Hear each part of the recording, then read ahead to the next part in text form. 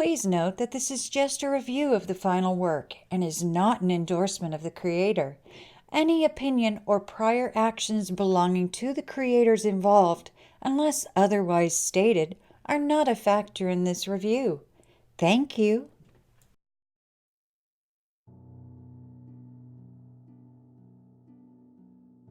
Hey guys, StarCraft here, and well, continuing with my EZN stuff, I changed my mind. I'm not going to do Spider-Man Reign or anything like that.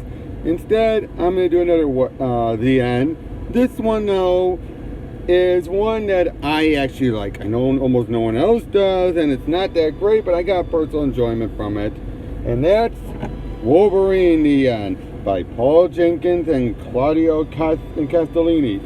Claudio Castellini, if those of you recall, but I'm pretty sure this is what I'm... Yep. The guy who did the artwork for... half the artwork for DC versus Marvel, Marvel versus DC, but also worked with Marv Wolfman on that Superman, Man and Superman one-shot that collected an entire story, 4-issue story. I did a review of it last year. But yeah, this... and I even had Paul Jenkins sign it. It's starting to fade off. I don't like these the plastic on these covers, but yeah, to my pal Robert. And I actually asked him about this, and Paul Jenkins also did Wolverine Origins, which finally gave us his origins. And the way he saw it was, Origin gave us all the answers. So it was only fitting that the end gives us a whole lot of questions that we never get answers to, because he feels that's always been a part of Wolverine. So knowing that going into it, that explains so much about what we get. First off, we also get this unused cover that looks pretty cool, but I like that one better. But yep, of course, it opens up with the line from Animal Farm. All animals are equal, but some animals are more equal than others. In Canada, we open up with this man named George who's loading up these crates and everything to take him up into a mountain. He's been doing this for years and years. His father did it. And when asked, how long you been delivering out to that old nut? Since I was 11. And we open up with Wolverine, old, but again, the artwork by Claudio is very good. As he goes for a deer, comes out, and out of the blue you notice he still has the damn claws, but the middle one is broken. That's one of the things we never get an answer for. Yeah, he jumps for it, it moves out of the way, and he crashes into the ground. Then as he gets up, feeling weak, either he or someone else is saying, "You're getting old, Logan. Aren't you gonna..." Oh yeah, it's another voice. "Aren't you gonna answer me? I got nothing to say. It's just arthritis. It happens when you get old. Your body's been through a lot of insults. Aren't you afraid of what's going to happen? What if you suffer? What if you live for another century?" Which one said, "What if I don't care?"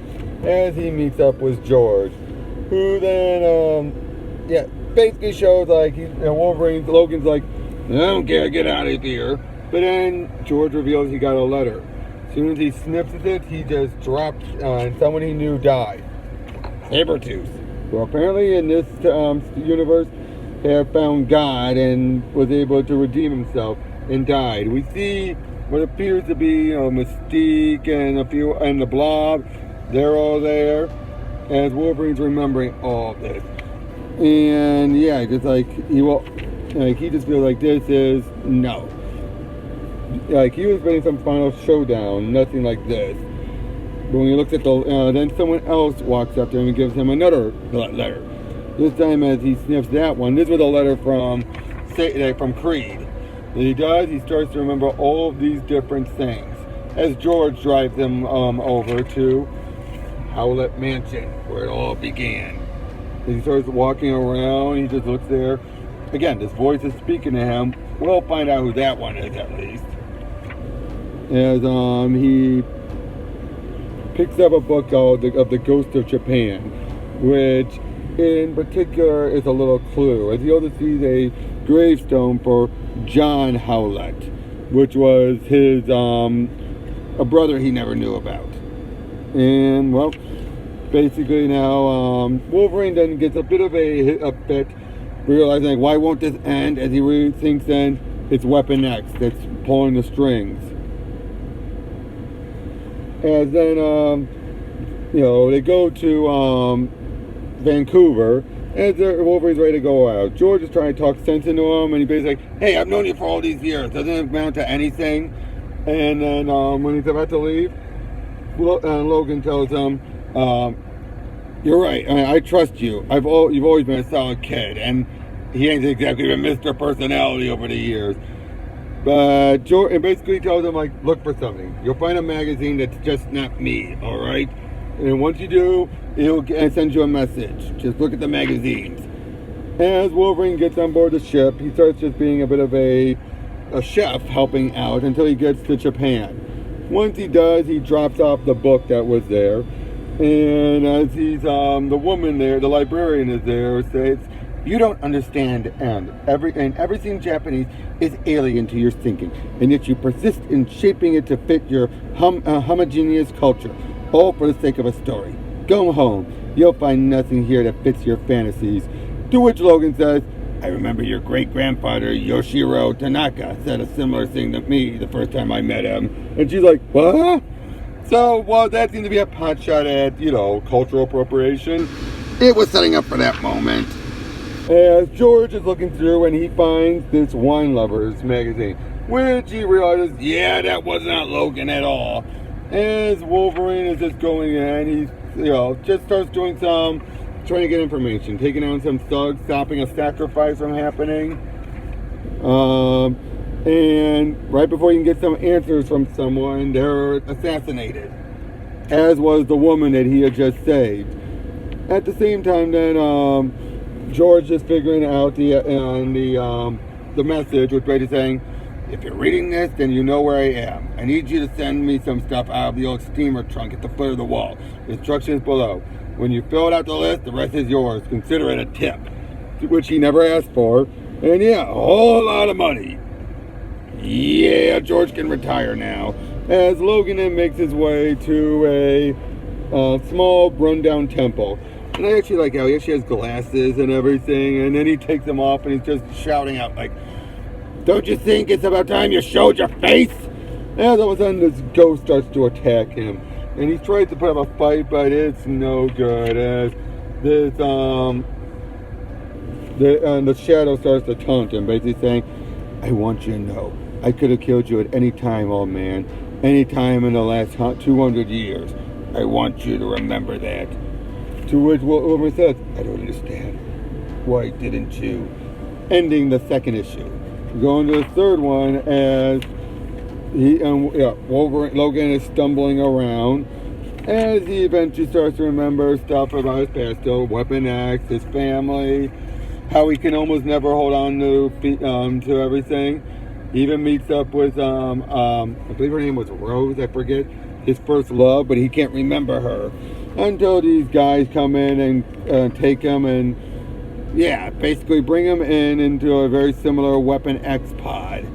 As again, he starts to have flashbacks and everything. And when he wakes up, this old monk is there who just starts walking out. As he leads them in to where this man is. This man who looks at him, he basically goes by the name of the White Ghost. Hello, James. You can't imagine how long I've waited to make your acquaintance. I haven't been aged since you guys opened me up like a certain... He basically thinks it's still Weapon X. To which Wolverine takes out the claws and the two are about ready to tussle.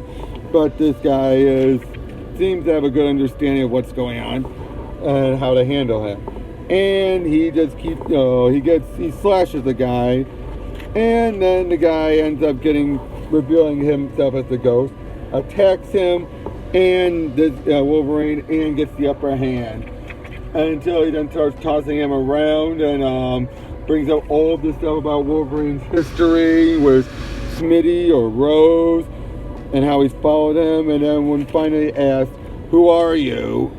We find out it's John. It's his older brother. Yeah. As we now finally get some answers, at least some answers in this regard, when he says, like, they told me you died. And then when I love this one. A lot could happen to a couple of old geezers like us, James. As he showed a photo of their mother, and when he asks what happened, we find out. Now, those of you who haven't read Origins, well, before we get to that point, we see a bit of Weapon X, the old pods and everything. And, well, basically, he says he was the very first, the prototype of Weapon X. And then, it's saying everything just, the experiment failed, they just cashed their checks and left. As Wolverine in the present day just shreds it all, and it's like, why? To which Johnny basically says, like, it was decades ago. Basically, Wolverine's just been holding on to a false grudge that he doesn't even remember, because there's a difference. Wolverine, if he has severe mental trauma, his mind will just erase it to heal him. Whereas John never had that. So, whereas Logan will forget things, John never will. As we then see what happened, it was around the time that Logan was born. As we find out that John has had some similarities, but he knows the affair that his mother was having with the groundskeeper. And well, we also find out how she got those scars we saw in the old Origins. It was because his brother had claws too. They all freak out and everything until their grandfather decided to take care of him and put him, well, in an insane asylum just to hide him. Like people would do back then to hide him. Claim he died when he was really in an asylum. As, he was eventually the earliest experiment for Weapon X. And once he was done, he left. As he basically then, he reveals, oh, we've crossed multiple times. You just don't remember. As now this was done right before House of M restored all of Wolverine's memories, so just roll with that. And this is where he basically explains about his healing factor and everything, but Logan just still doesn't believe him. But he gives him time to think about it. And now we finally find out who the voice is. It's Professor Xavier, is a ghost or spirit or something. Basically, he's been hiding in there and reveals he's known all along about John. And again, though, he starts to being cryptic again. Apparently, he killed, Logan killed him for Xavier for some reason. But again, it's just very cryptic stuff. And then John makes him an offer, and he thinks he's agreed to the offer. And then Logan just shoves him right off. And even says, "I'm not James, I'm Logan." As now Logan goes back, and basically calls forth this version of the X-Men, which are basically government of stooges and everything. Basically try to reveal about his brother. They said they couldn't find a body. And basically then they are wanting to shut things down and make it all hush-hush. This is where it gets really off the rails. As basically now they're about, he meets up with George, who he basically planned this all out. He changes the outfit, takes George's outfit, as they go inside looking for him, and they find George, and George is like, "What are you guys, the janitor?" As he was able to get away. As we see Logan's talking with Charles, but then I love how this woman's like, "I'm sorry, were you talking to me?" "No, babe, just thinking out loud."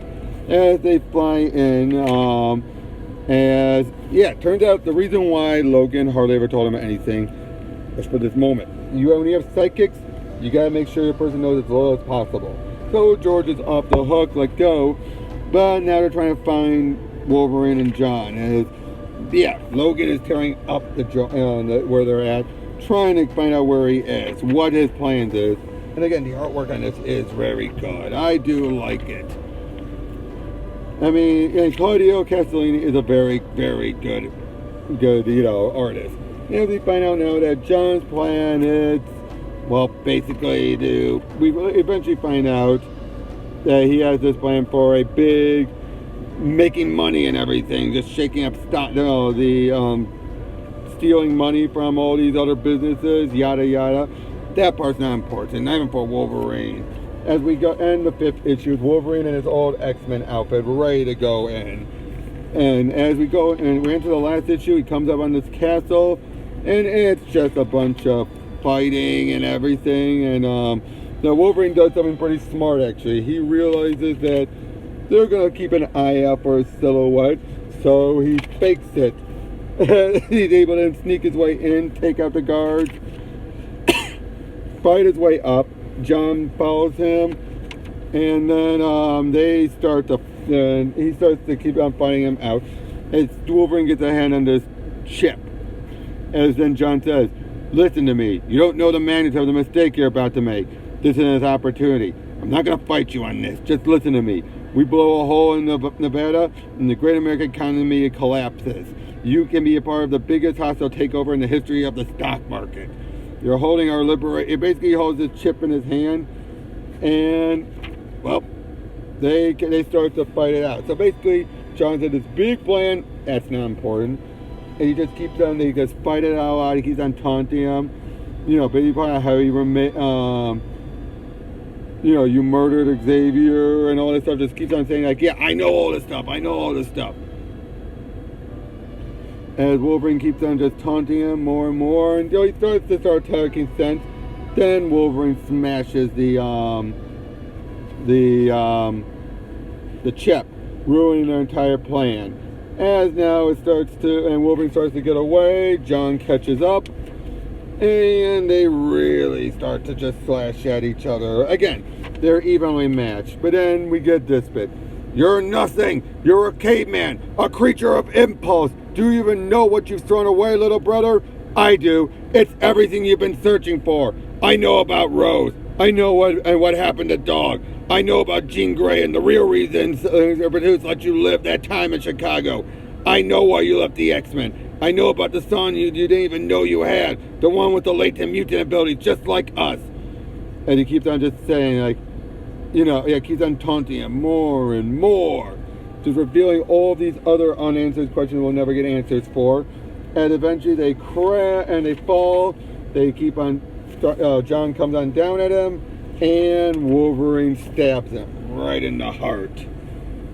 As John then dies, and even says, like, "I was always so proud of you, little brother, Logan." As he dies and all the X-Men come upon Wolverine. Any semblance of Wolverine getting answers is gone forever. And that's the end. Hold on. Sorry. But yeah, I enjoyed this. It is, like I say, again, like Paul Jenkins had said to me, it was meant to be the opposite of Origins. Origins gave answers, this just ended with questions. Which, if you look at it that way, that's the whole point of it. It's meant to be a confusing mess because you're as confused as Wolverine is. And you're never going to get the answers. And basically, what better way to end it? He doesn't die, but he's never going to get the answer. Again, this is before House of M, where he eventually did get all of the answers, and it didn't amount to squat. But for this, playing off of Origins, I still enjoy it. So, yeah. Not sure which of the other DN books I'll do tomorrow. I'm just winging it at this point. But until then, catch you guys later.